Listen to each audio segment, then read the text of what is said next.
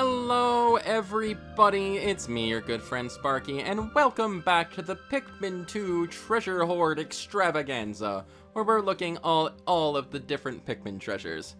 In the other episodes, I've covered at least 2 or 3 different treasure series per video, but this one is actually going to be a bit of a long one, because it's the Dream series, filled with various different oddities and toys and the like. And it's actually the biggest series in the game, with 20 items all itself. So this is all we're going to be looking at in this video. Starting us up is the Maternal Sculpture, valued at 55 Pokos with a weight of 15. This shape resembles a mammal appendage. That's the least suggestive way they can put that, I guess. But I have no idea what it actually does.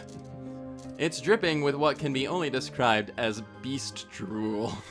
I can't blame the ship for not wanting to touch it. I don't want to touch it either. But I've got my duty to my mission. I've a duty to my mission, and sometimes a captain has to take one for the team. With this mammal appendage. This shape, though the mind forgets, the heart remembers. All sentient life forms must recall the love of their mothers. Mammal appendage. Next up is the Extreme Perspirator, valued at 150 Pokos, with a weight of 15. What an odd doll. I can't stop squeezing it. I've decided to market this doll back home as an exercise apparatus. People could work up a good sweat with this thing. The boss is fairly plump with his supreme fatness. I'll suggest he use it. Push it, pull it, tackle it. This tough figurine just pops right back up. Weebles wobble, but they don't fall down, no matter what. This is just the thing to get you sweating and shedding those extra holiday pounds.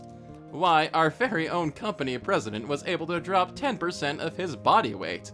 That much of his superior fatness? Really? Really? Astonishing. Truly astonishing.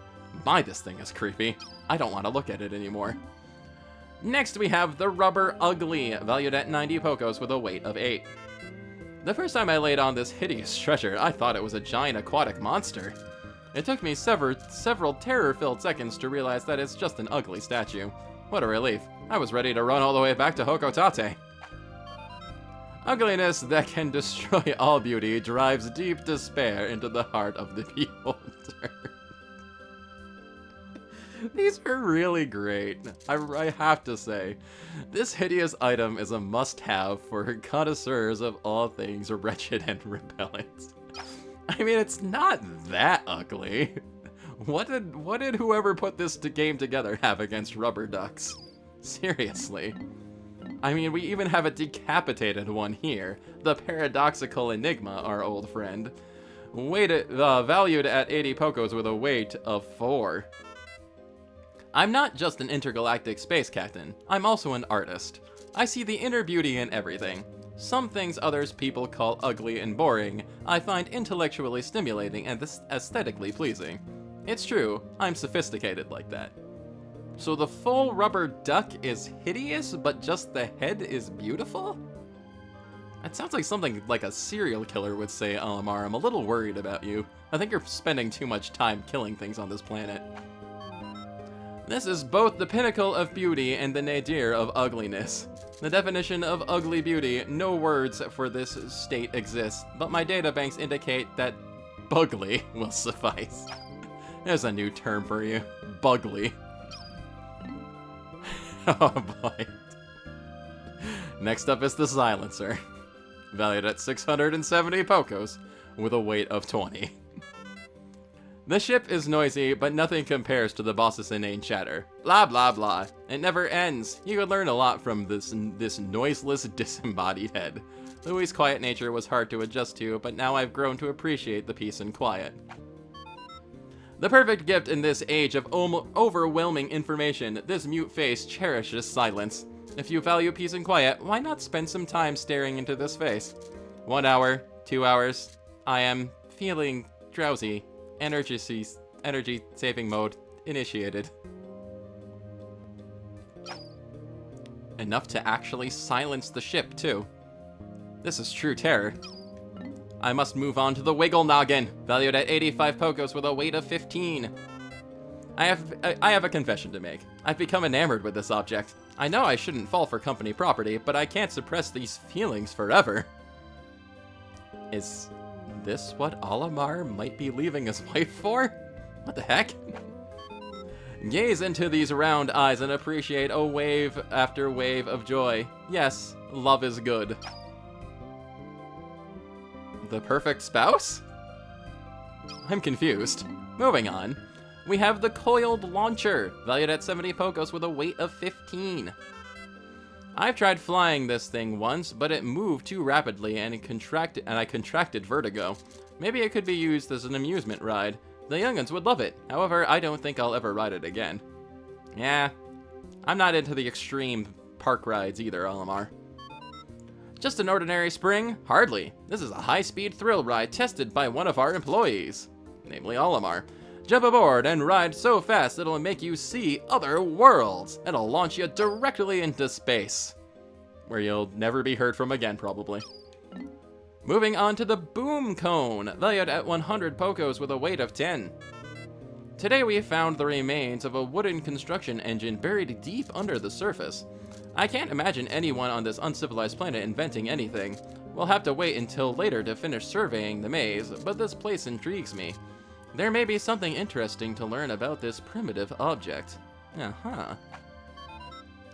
This will exhilarate your soul like a magical popcorn. Kaboom! Happiness explodes from within. The shape itself speaks of wondrous things to come. Let us get excited. Of course, like, is it not a party popper? Is it just like a party hat? I thought it was like a party popper where you like pulled the thing and it like exploded in confetti or something. Maybe it's just a party hat. I could be mistaken on this. But it's exciting, I guess. Next we have the Flame Tiller, valued at 120 Pokos with a weight of 20. Investigating alien object provides me with an opportunity to solve new mysteries. For example, when I rolled this object, I discovered it is perfect for tilling land. Usually I have the machine analyze the treasures we find, but sometimes I like to examine artifacts with my razor-sharp intellect. Spin, spin, thump, spin this on the ground, and look! It throws dirt all over, plowing the field. This is the perfect tool for those on Hokotate who want to cultivate mini onions at home. Well, looks like a yo-yo to me, but farming equipment? It might also be useful for that. Next we have this big hunk of junk, the Doomsday Apparatus, with a treasure value of 3,000 and the weight of 1,000. Those 100 purple Pikmin were an absolute necessity. Perplexing mysteries are often solved in unexpected ways. When I was studying this item earlier today, I was astounded by its unbelievable bulk. It was so heavy. I would never have been able to move it without my burly purple Pikmin. Later analysis indicated that this thing is in fact some kind of heavy artillery. An apocalyptic weapon made of super heavy gravity compressed materials of unknown origin. The fact that its great weight makes it uncontrollable is at times a mild detriment. Of course, it begs the question of how they put this in the ship and flew it back, honestly, but I also do question its like use as a doomsday apparatus. I suppose if you could lift it, you could drop it on something and pretty much annihilate anything in its path. That could work. Next we have the Aquatic Mine. Let's take a dive to Aquatic Mine. Worth 80 Pokos and with a weight of 3. I've recently noted that changes in this planet's environment happen at a very rapid pace. Compared to how it was when I was here before, the perplexing pool has changed drastically. Due to frequent tectonic shifts, the region appears slightly different each time I enter it. It could be a natural phenomenon, but it's as if I feel the presence of a guiding hand. Maybe it's just my imagination running wild. The guiding hand of the map designers, Olimar. This is an incredibly dangerous aquatic explosive, which has fortunately never detonated. None know its true destructive power, but this could well be the most cataclysmic weapon ever. which is why we're selling it to you at the low, low price of 80 Pokos. Next up, we have the stupendous lens, valued at 120 Pokos with a weight of 10. I've never seen such a huge lens. It must have been designed as a nano-grade magnifier by a hyper-advanced society of alien mega-brains.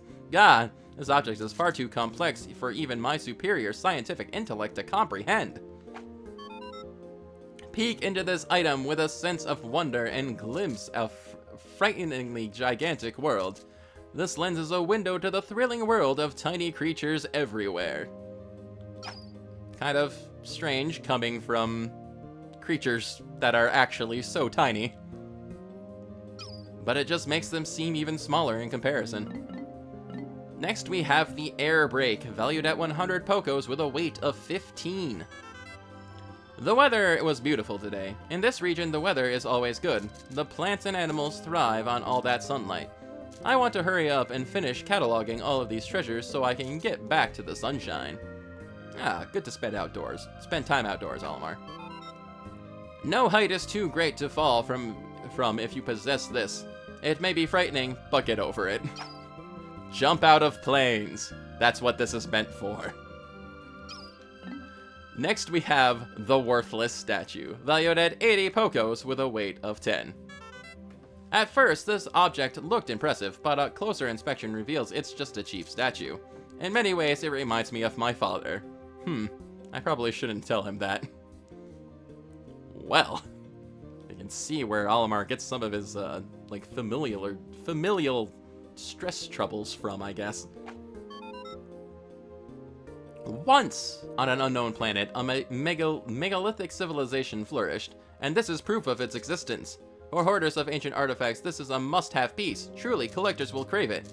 I do not know if that is true or not, but items in demand fetch higher prices. Trying to work up the, value of it, I guess, since it is apparently worthless. Next we have the Priceless Statue. Strange that the Priceless Statue and the Worthless Statue are valued the same at 80 Pokos and have a similar weight of 10. This statue features an astounding degree of detail. It looks a lot like a present I gave my mom for Mother's Day. I miss her. Sometimes. Jeez, yeah. The complexity of Olimar and the relationship with his family goes even deeper. This stone carving was lined up with others as if they were meant to protect something. Proof of a megalithic civilization. I am unsure about that, but buffing is paramount. Again, work up the value of it. Tell him lies if you need to. All that matters is selling it in the end. Next we have the Boss Stone, valued at 110 Pokos with a weight of 8. My long journey has led me to this compelling stone. During my quest, I've narrowly escaped being crushed, chewed, ingested, and scorched countless times. But somehow I persevered, and this stone reminds me of that. It's like it has a personality of its own. I'd like to take it back with me and place it in my garden to commemorate this expedition. If you can buy it, at least, Olimar. For those who care for others, for those who hail subordinates and send them into the unknown, only these few will appreciate this fine, distinctive stone. Did I just describe myself? Maybe. But maybe not. Boss Stone. Next, we have the Luck Wafer, valued at 140 Pokos with a weight of 1. What a strange pattern. When I look at it, I can feel good fortune smiling down on me. If I could just buy a lottery ticket right now, I'm sure I'd win. The whole, curse of gambling, Olimar, you might want to stay away from this one. This appears when you have no money to play for the lottery, and floats away when you do. The mystic pattern is a magnet for good luck, so at least you can enjoy feeling lucky. You may not actually be lucky, but you can definitely feel like you're lucky. That's the important part. Also a Nintendo logo on this card that I never noticed. Neat. Next we have the Talisman of Life, valued at 90 Pokos with a weight of 15. Explorers strive, but fate decides. You can prepare and practice for an expedition, but there's only so much a person can do. Sometimes you have to put your life in fate's hands. I've come to understand this intergalactic truth while I've traveled to the farthest reaches of the universe. Fate and I are pretty close. Pretty deep, Olimar. Pretty deep. At the end of a long life, some beings will leave the world and stroll in a field of flowers. Does this desire ever come to fruition? I do not know, but this beautiful deck of luck wafers make me wonder. Even when we machines ponder the great power down at the end of the trail.